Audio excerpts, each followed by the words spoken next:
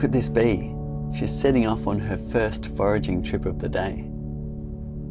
She's on the hunt for something sweet. Flowers provide just about all of the food that bees need. They make sugary liquid nectar and protein-rich pollen. She has a specially evolved tongue called a proboscis, which can be used to slurp up the nectar. The nectar is stored in a special organ known as the honey stomach. Each forager visits up to 5,000 flowers per day. Amazingly, bees can carry their own weight in pollen and nectar and still fly. Bees have evolved to have incredible skills of navigation, visual recognition, communication, and even economic optimization. It's not an easy task for an insect so small to fly so far from the hive and make it back with energy to spare. If she runs low on energy to fly all the way home, she'll tap a bit of nectar from her honey stomach into her actual stomach. And as she's flying from flower to flower, enzymes in her honey stomach begin to break down the sugar molecules. When she gets back to the hive entrance, she'll pass the nectar to a younger house bee, who will pass it to another bee and another. This process breaks down the sugar molecules even further.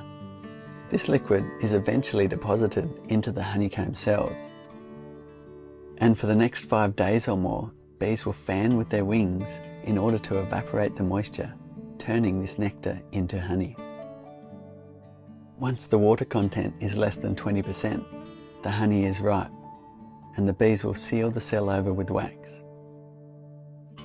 Honey is an important part of a bee's diet, and in times when there are no flowers in bloom, they use these honey stores as an energy source to generate heat and keep the colony alive.